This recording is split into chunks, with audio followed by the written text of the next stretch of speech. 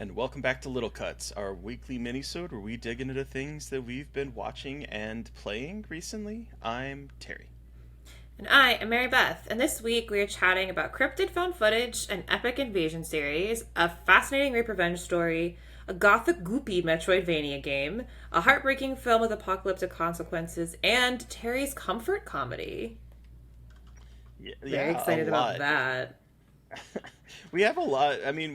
Part of it is because I had to call off last week because I was under the weather.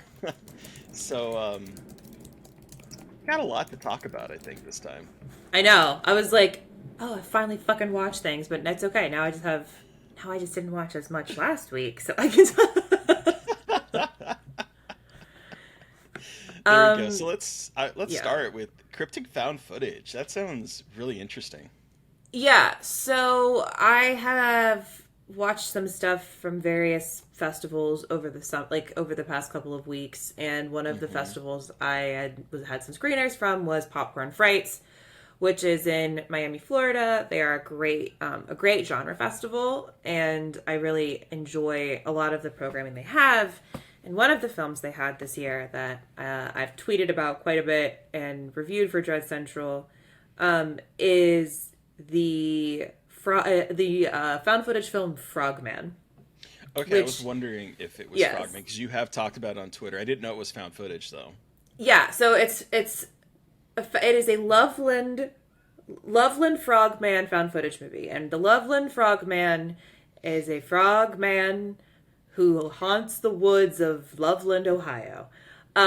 It's Okay. an incredible cryptid. It's just so good, and it is just like a frog that kind of walks like a dude. It's like I would say humanoid frog, but it's a frog who just is bipedal kind of. Okay. Yeah, I yeah. just googled It's like exactly images. what it sounds like. Like it really, like it's mostly frog. They say frog man, but like it's just a giant walking frog, like a bipedal frog. And so it's like the most ridiculous cryptid. You know what I mean? Like when like some cryptids are Uh-huh. kind of scary. Like this one, you're like, this is insane. Well, Did you so know, by the way, that apparently, because when I googled searched Loveland Frogman, did you know that Chuck Tingle has written a Tingler about the Frogman? no, but I'm not necessarily surprised. It's And now I called The have to read Loveland it. Frogman Gives the Best Accounting Advice and Head I've Ever Gotten. So not necessarily like directly related to this movie, but like a tenuous connection because this movie asks the question, "Does Frogman fuck?" So like, Oh, but so this found footage movie is is this a directed fever by dream? Am I directed by still Anthony. seeing it? Yeah, you are actually. So Anthony Cousins directed this, and Anthony Cousins has done like a bunch of short films that have been uh, all over the festival circuit. They're like usually what he usually does. Like so, he did some of the cinematography in Scare Package. He's done. Okay. Hold on, let me pull it up because I want to make sure I got it right. Yeah, he directed The Night He Came Back Again, Part 6, The Night She Came Back, in Scare Package Okay. 2. Scare Hmm. Package, he did The Night He Came Back Again. And then also did Every Time I Meet for Ice Cream, Your Whole Fucking Face Explodes. I don't know if you've seen that before. But No. he's done like a lot of like what he does is like horror comedy taken to like a terrifying extreme a lot of the time. So it's like ridiculous Okay. but also kind of scary. So it's this really interesting kind of balance that he hits with his like the horror and the silliness of it all. And so that translates really well into this movie, which is I've compared it a couple times to Willow Creek, the Bobcat Goldthwait's Hmm. Bigfoot movie because it's like three friends are going and making a documentary because one of the friends when he was younger captured actual footage of the Loveland Frogman. Everyone says it wasn't real, and he's been obsessed with this since he was a kid. Now he's an adult and wants to finally capture more proof that the Frogman is real, and brings two of his friends along for the ride. And it's this really interesting look at the town of Loveland, Ohio, and like the commerce that surrounds it, and how this town has become like so kind of defined by the creature. And it's got that kind of that Blair Witch Project vibe at the beginning when they're interviewing locals and things like that. And then they start getting into the really weird shit. And then really awesome practical effects come into play. And there's some Okay. really cool, goopy, crazy, weird shit going on in it. And I was really, really surprised by it because, again, like, found footage movies don't do creatures a lot because of Right. budget limitations, but this did creature effects really well, especially for such a small scale and probably pretty low budget movie. It was really fucking cool. It's gonna, it's found footage and it's a little bit slow at the beginning because it's that kind of found footage format, but I think they get it starts picking up much quicker and they show more of things happening rather than it being like one scary moment and then it's all over. Like it's got a pretty nice extended third act where there's a lot of crazy shit happening. Okay. Yeah, so I I'm want a to big see it. fan. Yeah, I think it had its world premiere at Popcorn Frights. I think it's going to start hitting the festival circuit now. I don't know where else it's playing next. But yeah, keep your eyes peeled for that because it's really I enjoyed it quite a bit. Hell yeah. That sounds really interesting and fun, I have to say. Yeah, that's the thing. It's like it's fun and creepy and funny and it's like I'm not the biggest horror comedy person, but like this one I wouldn't call it a horror comedy necessarily. Because it's like mostly I don't think it's that as funny, but it's definitely like playing at that line really well. So, Okay. yeah. Hell yeah. Um but I now want to hear about this epic invasion series. Yeah, so I had been meaning to watch this for a while, and with the second season now playing on Apple TV, I sat down to watch the first season of Invasion, which is Apple TV's big budget, multi continent alien invasion series that follows Oh, it feels okay. like a disaster movie spread out over 10 episodes, but it's following Oh. like people in different areas. So we have this family in the United States who are going through some marital problems. He's cheating on her. She Right. just finds out the night that shit starts to hit the fan, and so she and her husband and her two kids end up fleeing. We're following a military guy over in the Middle East. I want to say Afghanistan, but I can't honestly remember. Who was fighting with his unit and got separated, and so he's stuck in a foreign land while the shit is hitting the fan. We're following this group of kids that were on a school bus in the UK and end up careening down into a ravine or a quarry and are stuck there when shit hits the fan. And then we're also following a Japanese communication specialist and her secret girlfriend who is an astronaut and up in the space station when shit Okay. hits the fan and they lose contact with the space station. And so we're sort of piecing together what's happening. And it's a little slow. I would say the first season is a little slow in spots, but Okay. there's some really cool character moments. And there's one episode in particular. It's episode, I want to say 6, called Home Invasion, in which it is a 30-minute episode. That's one of the things I like about television shows when they can play with time restraints because like typically most of the episodes in this are like 48 to an hour, and this one is Okay. like a short 33 minutes, and it is literally family stuck in a house while this alien is marauding through and they have to be really quiet, and it is Oh an shit. intense 30-minute episode of them basically struggling to survive and escape this alien that is tracking people through sound. And the alien designs in this are gnarly. They look kind of like an ink blot meets like a daddy long leg. Like the legs just sort of shut out and shoot out, and it like moves like a creepy Oh. ink blot spider thingy. It's really weird. And it's a really interesting show. I'm really excited to see season 2 because I hear season 2 kind of fixes sort of the pacing issues. Um, Okay. but I really enjoyed this first season. I was surprised at how much I enjoyed it because it was getting sort of like middling reviews, and I do Okay. think the start is a little slow, but where it gets to is really fascinating. and I can't wait to see where it's going to go in a second season. Huh. I've seen things about this and I've heard about it. I've like seen it in my inbox, but wasn't quite Hmm. sure about it. You know what I mean? Like Yeah. I didn't. There's so many shows. It's sometimes so hard to know like what is worth. What's worth spending your time on, or Yeah, well, potentially wasting your yeah. Like time? what should Yeah. I like? Yeah, like what do I try to get into? And okay, Yeah, I cool. So really it sounds enjoyed like a this one. good Alien. I don't know. I just feel like Yes. aliens. I don't know. I feel like aliens are so hard to do well, and I get Hmm. jaded and annoyed. You know what I Yeah. mean Hmm.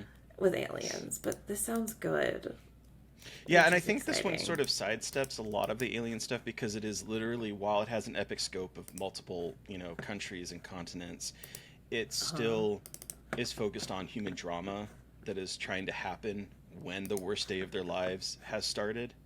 And so there's Okay. some really interesting things going on there. And like I said, I think the alien design is a lot different than we're used to seeing in alien movies, and I It really sounds like appreciate it. it. Yeah. So I think it's doing enough to be really interesting, and there's some really cool moments in it.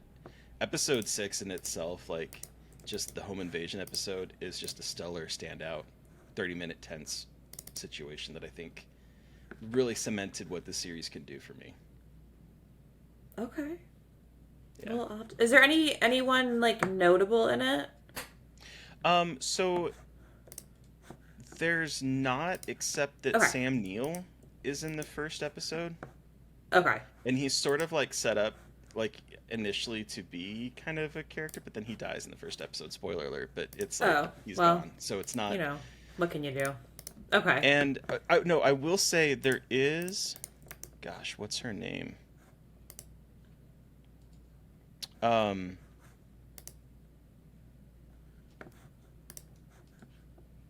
one second. Say my name, say my name. Okay, so it does have Rinko Kikuchi. Oh yeah, I'm not okay. sure if I'm pronouncing her I name correctly. yeah. Who was in Babel, The Brothers Bloom, Pacific Rim. She was Mako Mori in Pacific Rim. Yeah. She is the astronaut in space, and so she's Oh, okay. not like a main. I mean, she's a main character, but she's not seen a whole lot. But she is. She is in it. Okay. Okay. Yeah, Cool. I think she is like the most recognizable person outside of Sam Neill, who's very briefly in it. Cool. Okay. Sweet. But yeah, that's Invasion. First season is on Apple TV, and second season has just started. So I think now is a good time to get caught up if you're interested in it. But let's go to a fascinating rape revenge story because I think I know what this one is.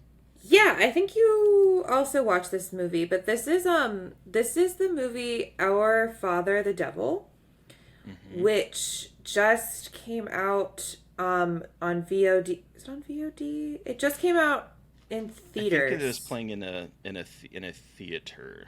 I think it is Yeah, okay, so playing it has an at the. exclusive theatrical run right now. I think it's coming to digital soon. This is a really, I think, a really fascinating take on a rape revenge story. It's about a young woman, and her name is Marie, and she works as a chef at a retirement home in a small town in France. And she's has a pretty like typical life. She has some friends. Lives alone, and she one day she comes into work and there's a priest, and the priest is someone from her past, and by someone from her past, it is a very bad someone from her past who triggers a lot of horrific memories, and it is about her not only trying to come to terms with her trauma, but also like what it means to get justice, and what in this movie is like, again, grappling with ideas of justice and rape revenge. And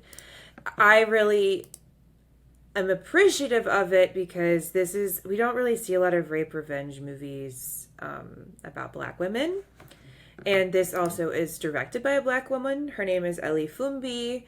And again, me and female directed rape revenge movies, like, we know it's Mary Beth's going to be watching it. And I was really excited to see something like this because, again, like, this is a perspective we don't get in the rape revenge subgenre ever. It's always such an exploitative subgenre, and it's not, hasn't until recently been used as a place to really grapple with really awful, like, human atrocities, because this doesn't just deal with sexual assault, but like child soldiers and Yeah. and 'Cause the war man used to and be a warlord. yeah, he used to be a warlord. It's like I'm trying to figure out like what's a spoiler and what's not a spoiler. You know what I mean with this movie? But again, like, even if you know, it's still incredible performances by everybody, and it was just like, it's very hard to watch. You know, it's a woman grappling with being a child soldier and like kind of being a child bride to a warlord. It's obvious. It's not graphic. Nothing is shown, but it's still it's so it's very it handles it very well. But again, like, it's still difficult subject matter. But it's subject matter that I think is so important if we are going to talk about the need for showing these kinds of things on screen. This is such an example of why, of like, we can't just sweep these things under the rug. Like, people need to see these kinds of things portrayed on screen to, you know, again, like, some kind of catharsis, some kind of understanding of how to cope, some kind of way to see a fictional version of what you wish you could do played out. It's just, yeah. I do think it's a little bit slow at parts. I think it's a little bit repetitive, but like, you know, I still am, regardless of some of like the issues I have with it, I think it's another really gorgeous, devastating example of how this subgenre has shifted so much in just the past couple of years, and how cool it is to see how it has shifted. Especially when there's a woman behind the camera. Yeah. Yeah. I thought this was a very fascinating, like, morality play, because Yes, she very much. because she thinks that this man is someone from her past, and Yeah. there is a question of whether he is or not, and there's the question of whether what she is doing is right, because I mean, Rich, not to beat around the bush, there's violence towards this man because of the atrocities that she believes he committed when she was a kid. And so there's a lot of trauma in here, in terms of like, at what point can you forgive someone for a horrendous thing? And it brings into this idea, because he is a Catholic priest, of like religion and who is able to forgive. Can there be forgiveness for either of them? Because, like you said, she was forced into be a child soldier, and so she has a lot of internalized horror and trauma from that. It's an interesting depiction of the way violence can beget violence, and then it's a cyclical nature. I do think that it pulls its punches a little too much.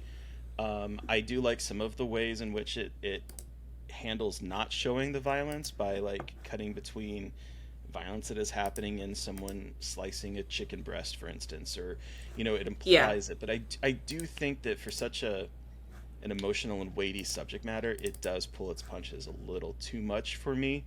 But I do think that the performance is particularly by Babita Sajo, who plays Marie. She is fearless in this performance.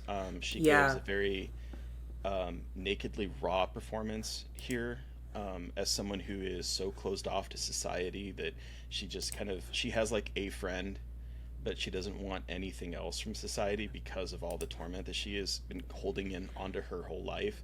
And so there's some really interesting things here, thematic thriller, morality play type things going on. I don't know, I kind of wanted a little bit more catharsis in the violence, if I'm being honest. Yeah, I get that. I think there wasn't as much catharsis as I would have, you know. I mean, again, and like, everyone who, like, the amount of catharsis you want is so subjective, you know, but like, Yeah, it definitely absolutely. felt like it was it was trying to be restrained, and it became too restrained in like Yeah. what it was doing and how it was grappling with what it was trying to grapple with. And I as someone who just directed a rape revenge movie who says fuck forgiveness, it's so interesting to watch. And like, it's not, I'm not saying, and like, I'm not disagreeing, I'm not, but it's just so interesting to watch like such different perspectives on like forgiveness and justice. And this is also trying to be much more realistic. Like, this is trying to be much more Yeah. steeped in realism, and like, it's not Right. trying to be like a fantastical thing. It is much more serious, which makes a lot of sense and like what it's trying to do. And I will say Hmm. there is a moment at the end that it's like a sex scene that like had me in fucking tears because of how beautifully they represented trying to get intimate after like being disconnected from your body for so long. It's like one of the Right. most incredible things I've ever seen in a movie before. So like Yeah, that alone it makes this was. movie incredible to watch. Yeah. It's very honest. It's very raw. It's not afraid to get kind of emotionally messy, and I appreciate that so much about movies like Yeah. this. Me too. And movies that aren't afraid to make people who are survivors of horrific violence also be complicated and kind of messy themselves. Yeah. Like, Yeah. I just continue to appreciate that and like seeing healing as such a weird thing, and it's much more complicated than moving on. And I think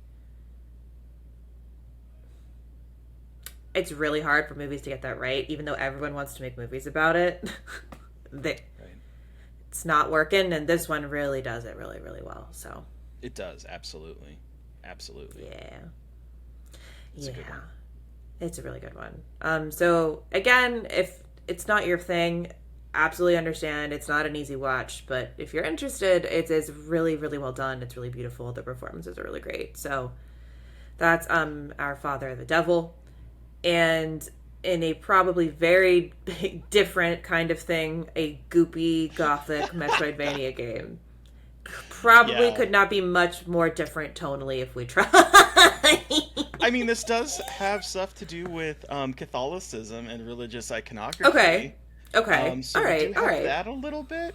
Um, but if you know me, if you're a listener, and you probably know that Metroidvania is like my catnip of a game, and Metroidvania is taking the names of Metroid and Castlevania and smashing them together, and it kind of describes um, a type of game. And so this is like an action adventure where you have like this giant map to explore, and you get new abilities or new items or new things that allow you to further explore and go back to places that you had already explored that open up new avenues.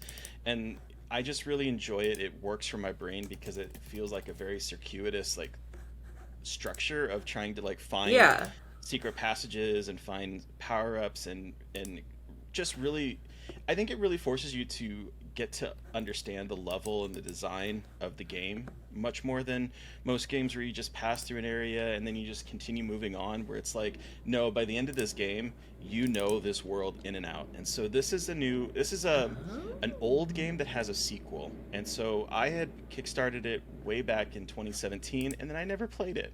I don't know why. I just never did. But with the sequel finally out, I sat down to play a game called Blasphemous. And Blasphemous is, boy, is it goopy and has a lot of body horror in it. You play this faceless knight who Oh. has. Oh. Are you Yeah. familiar with this? Yes, I want to play this so bad. Yeah, so like it is the bosses in this, like there is one in which this giant baby is being held by a creature, and there's this giant worm and the baby is crying, and it's gnarly. This game is a nightmare fuel of monster design. You're playing this character that has this giant cone for like a helmet that is wrapped in barbed wire. He's got a pennant of Yeah. one.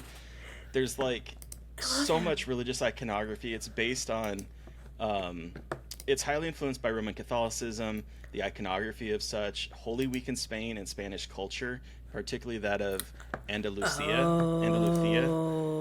And Okay. so like it is drenched in a lot of religious symbolism that I don't completely understand. The story, in the same way that like Dark Souls is very ambiguous and inscrutable, this one follows that, but I don't mind. The Okay. way that this game unfolds and unravels and continually pushes the envelope of like horrific religious iconography and really gnarly body horror is quite entertaining for me. There's this one character who upgrades your like healing item, and if you bring him stuff, and as the game progresses and you continue to feed him this stuff, like this other body is literally growing out of his body. on the ground as he gets more and more deformed by helping you out. And that's just like the tip of the iceberg in this. There are some sites in here that I'm just like, what the fuck am I staring at? And it's a Metroidvania game, and it's incredibly gothic. It's pulling from Bloodborne and Dark Souls, as well as like Castlevania type games, and it's really good. And I'm very excited to sit down and play the sequel. Okay, where are you playing it? I'm playing it on Steam, but it is out on Windows, Switch, PlayStation 4, Oh, it's on Xbox. Switch. Okay. Yeah, and the sequel, Blasphemous 2, just came out last week. Yeah, last week. Okay. And is also on Windows, Switch, PlayStation, and Xbox. And I'm Okay, looking so forward it's to- it's everywhere. Yeah. And it's really good. It's really good. Okay. And I really recommend it for horror fans that like to play video games because it is gnarly. Okay. Yeah, I've seen especially like the barbed wire clown hat man. I have seen him in a bunch of places. Yeah. I mean, he's very striking. Like It's a very pictures. striking Yeah, image. exactly. Like very, very striking. So he's very yes, I've seen him and I was like, this game looks very much like my shit. Yeah. It's a little difficult, but it's not impossible. I get frustrated. I'm not easily with I'm not difficult surprised. games, Yeah. but it's hard, but it's not frustrating. Throw your game across the room. Okay. Did you play Infernal? No, did you talk about that? Is that the one we talked about Yes, on? because yeah, it's like I don't think they're the same, but it's like a similar vibe of like Yeah. in terms of creepy, vaguely maybe this is probably more I think more religious, but like that kind of game where it's like a pain in the ass, but it's satisfying when you do it. Yes. I will say that I think some of the platforming in this is a little unfair. But Platforming is my I hate platforming gives me so there's much one- anxiety. there's one level in here that is just like it was a little frustrating with the platforming. That was the only time I ever got frustrated with really? the game. Otherwise, Okay. it is hard, but there's one area in particular that I was just like, oh, I can't wait to get out of this and never have to return. But Okay. it's good. It's a good one. Okay. I really recommend it. Okay. I will have to play it. God damn it, Yeah, I another think you- thing I for think me to you'd like fucking it. play.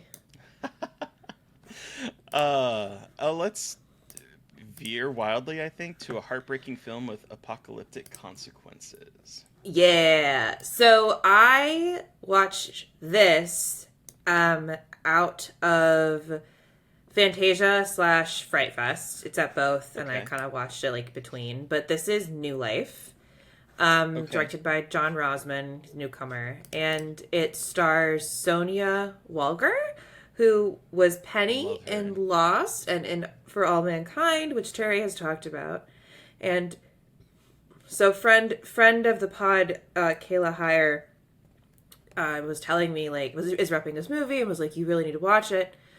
And usually, if Kayla tells me I really need to watch something, she's usually pretty right. So I said, all right, I have to do it. There's just no way I can't. And Sonia Walger, I mean, again, I was a lost girl, so give me anything.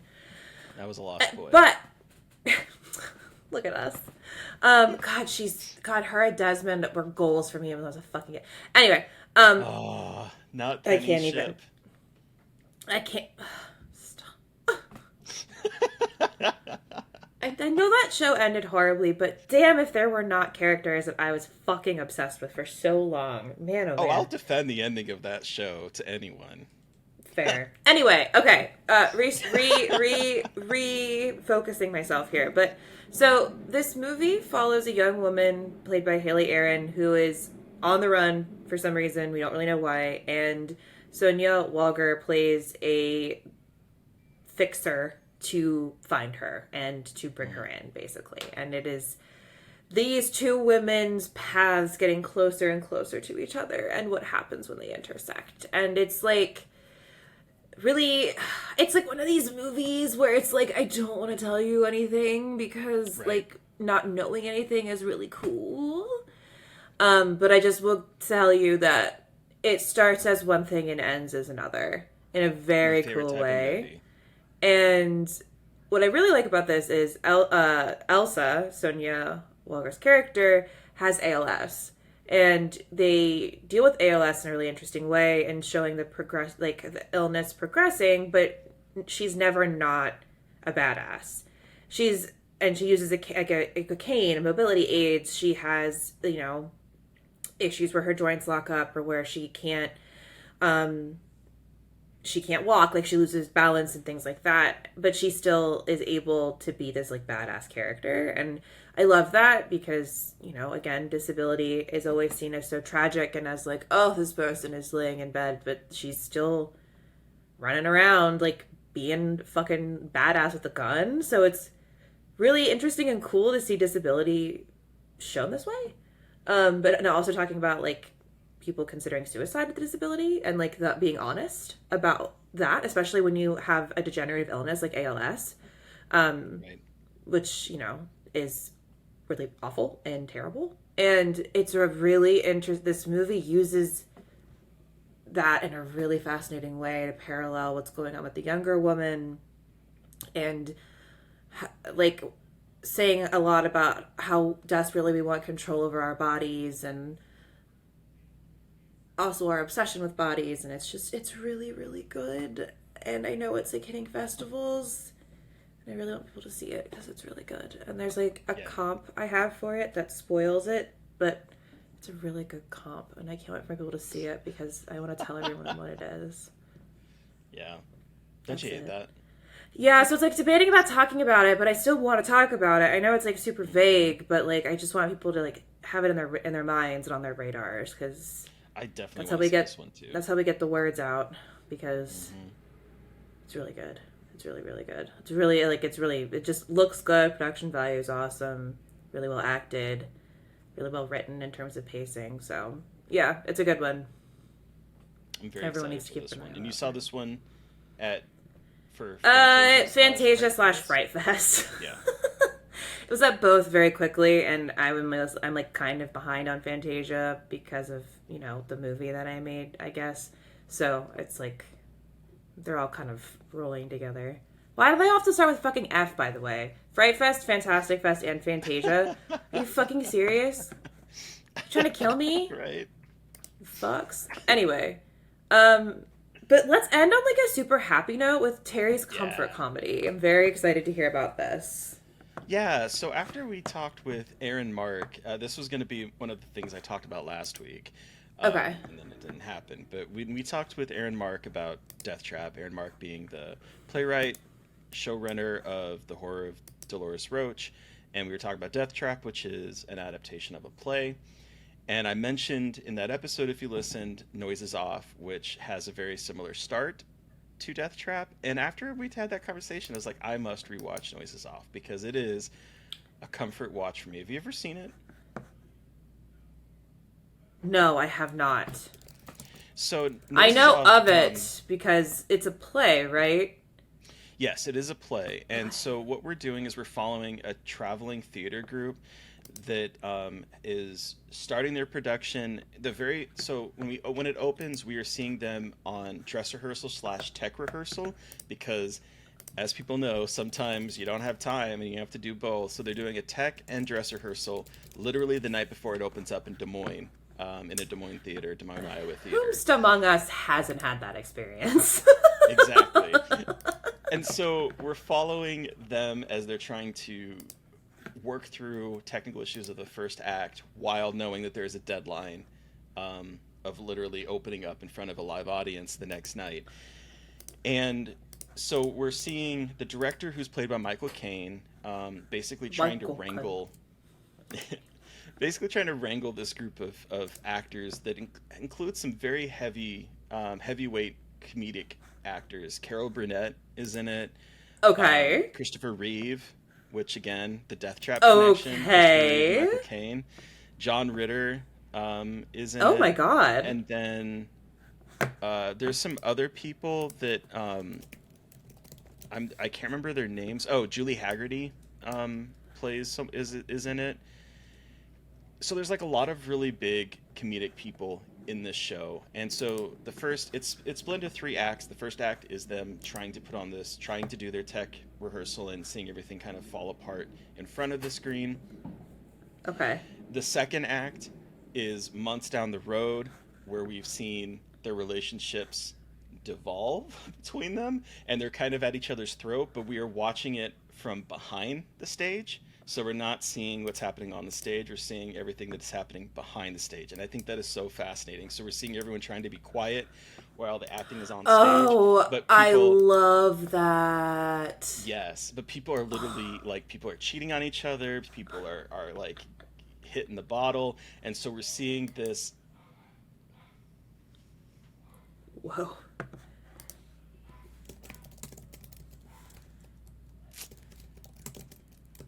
It's been a minute since the dog has interrupted. So we're seeing like them at each other's throat and literally falling apart. And then by the third act, we're back in the front of the stage and we are seeing them months down the road as they just don't even give a flying fuck anymore. And it is so funny, it's so silly and goofy, and it just makes me giggle, and it feels like a comfort watch for me. And I watch it maybe once every few years. I'll be like, I need to go watch this again. And Aaron Mark made me want to go revisit this movie because I think it's very, very funny and very sweet, and just great performances. So that's Oh Noises yeah. Off, and I highly recommend it. Okay. I'm like, I know people have performed it and I've heard of it like a million times. But you just made me want to watch it even more. So I really recommend it. It is so funny. It is so funny. it seems like a good like turn off, like a good comedy, just like a good solid comedy. Yeah, we made it. I made it like a double feature. I watched that, and then I watched No Hard Feelings, and No Hard Feelings is not good. Jennifer What Lawrence is that? good in it, but Oh, is that the one where she like tries to have sex with the son because he's a nerd yeah. or whatever? Mm-hmm. Do you like my? It's as cringe as you would expect based on what you just said. Yes. Okay. She's funny in it, but the movie is not great. Okay. Well, good to know. I mean, not shocked. So. But this movie, Noises Off, stellar. 2 thumbs up. Go watch it. Cool. Wow. I Well. think that about does it for this week. But Yeah. who are we chatting with on Monday, Mary Beth? So I'm very excited because we are chatting with Travis Bible, who is the co-writer and the director of the hilarious movie #Chad Gets the Axe, which we have talked about a lot on this podcast. We both saw it at the Unnamed Footage Festival, and we were on the jury for the fest, and we were very excited to award it awards because it is such a good movie and such a good use of screen life, and it is out as of the publication of this podcast, so you should watch it ahead of the You really should watch it this episode. weekend. It's so funny. Seriously, you will have so much fun because it's way more fun than the movie he brought with him, which is Return of the Living Dead Part 2. Which is definitely a film that we have seen at this point now. I've now seen it. Yeah, that's about all I can say about that. So we try to be nice to it, but we have a good time just kind of laughing about it and why it exists. So that's on Monday. So watch Chad Gets the Axe this weekend. Yes. Definitely watch that. It is so good. It is so good. Oh yes, it's so fun. It's just fun. So yes, do that. Show feet. Show feet. So listeners, you've heard from us, but we want to hear from you. Did you watch something or play something that we talked about this week and have thoughts? Do you have suggestions for things we should be covering? You should let us know by sending us an email at scarredforlifepodcast@gmail.com, or you can reach out to us directly on Twitter. I am at MB McAndrews. And I'm McKaylee Dreadful.